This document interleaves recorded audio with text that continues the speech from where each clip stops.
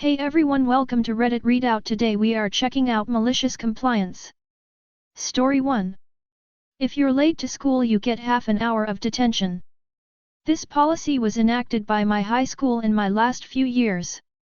Once classes started the gates were shut, and if you arrived late, you had to sign in at the office. This gave them a list of kids to pick out at the end of the day, and we would have to sit in detention for half an hour.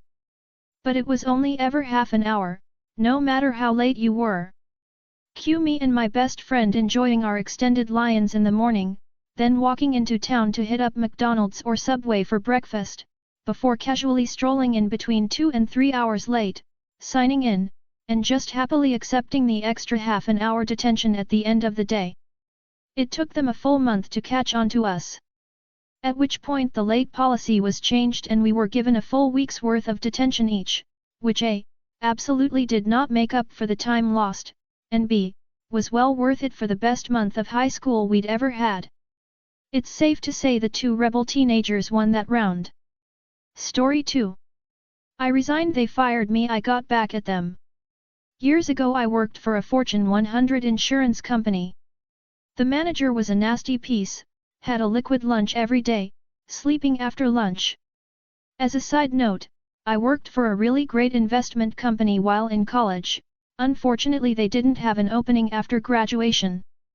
Well, one day I got a call from the investment company, they had an opening and they wanted me. Sounds great, go through all of interviews, just fluff, the job was mine. So I handed in my resignation, and continued on with my work. As 5 rolled around, my supervisor wanted to talk to me. No problem, probably going over what was on my plate, what needed to be done. Boy was L wrong. I go to her office and she proceeds to fire me for quitting. Talk about a really crappy feeling. I spent most of the weekend going over everything that went down and what my options were.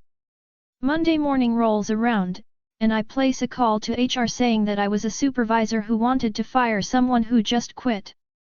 I am informed that this cannot be done, as it illegal to do this. What a pleasant surprise. Armed with this information, I hop on the train and head straight to HR. I explained what happened, and I know that this was illegal.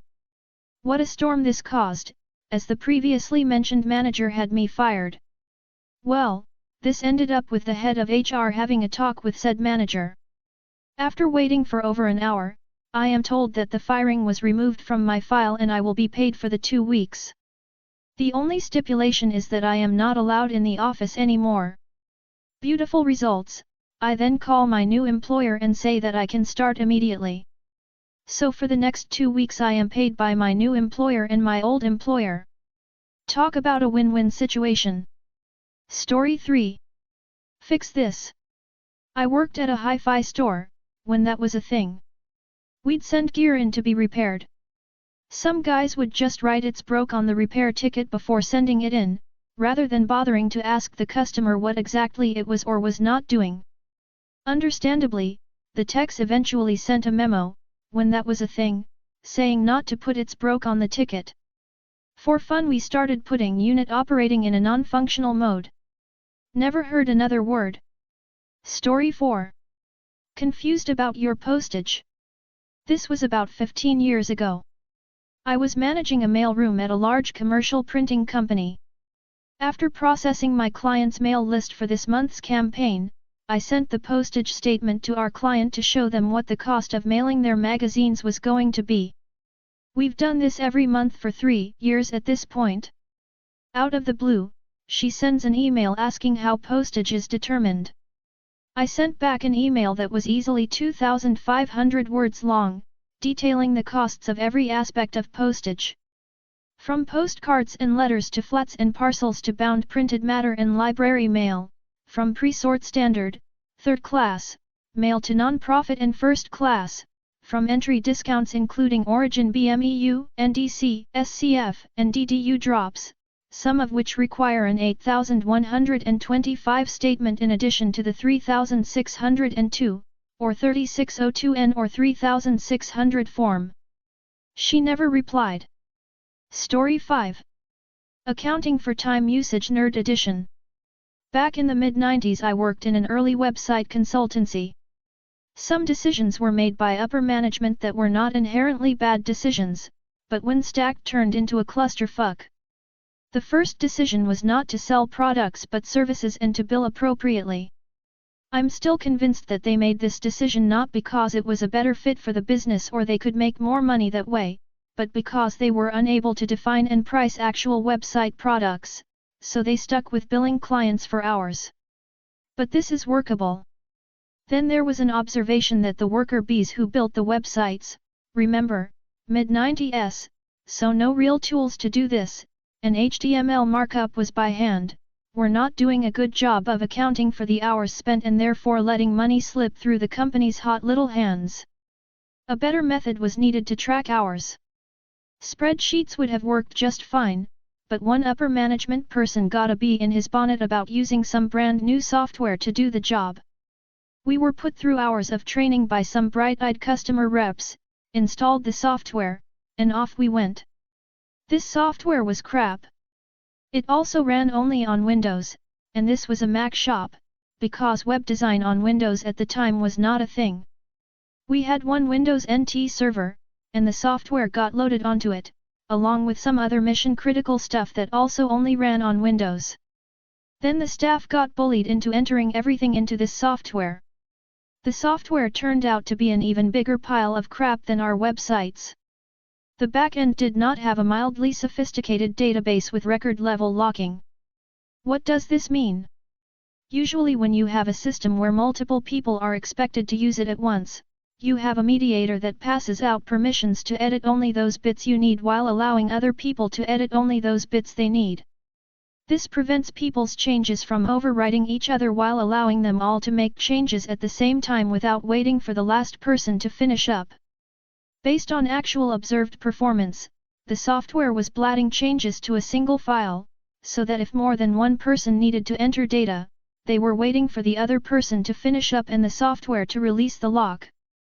This meant a huge performance bottleneck which was made even worse by some impressively poor designs of the NT file system inherited from VMS, a system originally designed to run on room-sized computers where only a couple of people even in an organization even knew how to use them.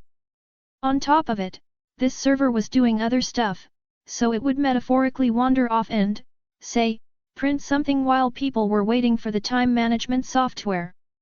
What this looked like for the hapless web designers was that instead of entering their hours on projects as they went, they would hit the end of the day and realize they needed to enter their hours, something they'd been too busy to do because they had been overworked all day trying to make websites.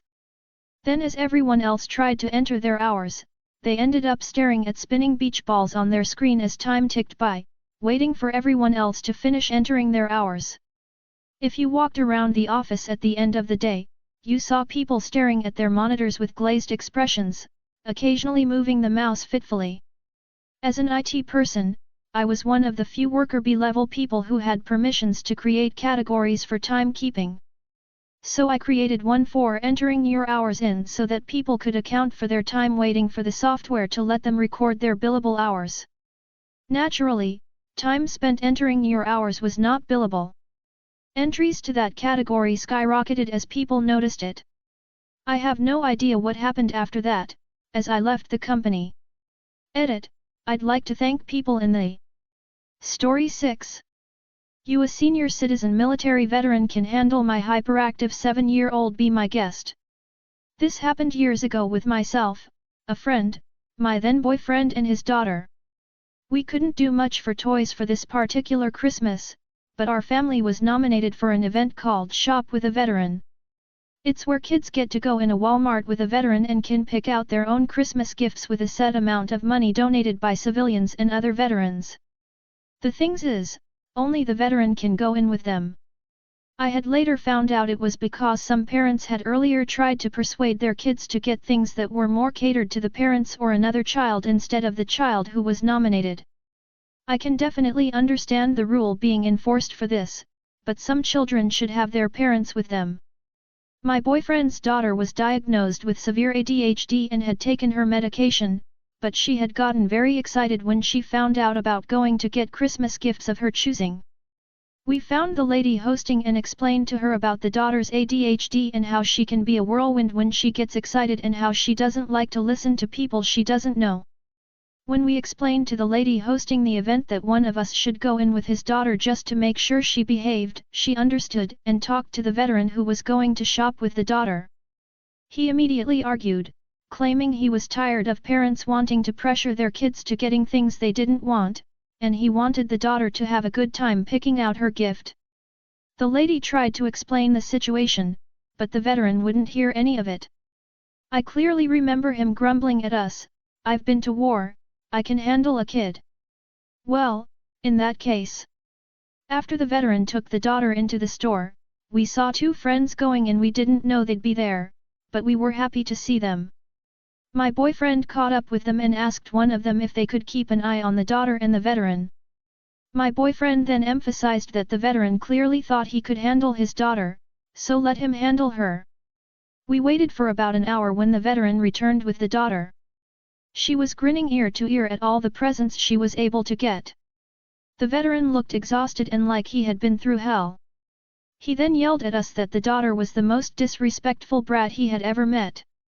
How she had to touch all the toys and threw everything she wanted into the shopping cart, and she was a nightmare when he told her she couldn't have everything she picked out. My boyfriend packed his daughter's gifts in the car and then took her back inside to start our grocery shopping. We couldn't do it while she was in there with the veteran because we had to wait outside for when they were done so we could immediately take her and her gifts.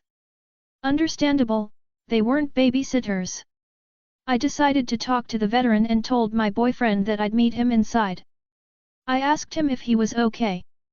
He said he was fine, but why didn't we tell him our daughter was crazy? I promptly corrected him by saying SHW was not crazy. I explained her ADHD to him and how we only wanted to go in with them so she would behave. We know that she knows to behave around us, school and grandma's house. How she doesn't like to listen to strangers, even if we know them and she doesn't. I apologized and told him that not all parents want to go in to use this as an excuse to get their own gifts. Some genuinely just want to make sure their kids behave. Later in the store, our friend caught up with us and told us everything that happened. The daughter had run up and down the toys aisles, she kept going back and forth from the toys to the cart throwing in anything she could get her hands on. She even screamed at the veteran when he put some of the toys back. Typical behavior when her normal authority figures aren't watching. When she was satisfied with toys she did get, she kept asking for candy at the checkout, which she asks anyone for when we go to the store. It was amusing to us that a grizzled military veteran was outmatched by a hyperactive 7-year-old. We've since then been better off and we donate money to this event every year and even toys for any toy drive they have. The veteran still does the event, but he's more understanding when certain children need their parents to go with them. He does get the odd pushy parent now and then, but he handles them rather than flat out denies all parents going in. That's all for today. Please don't forget to like and subscribe.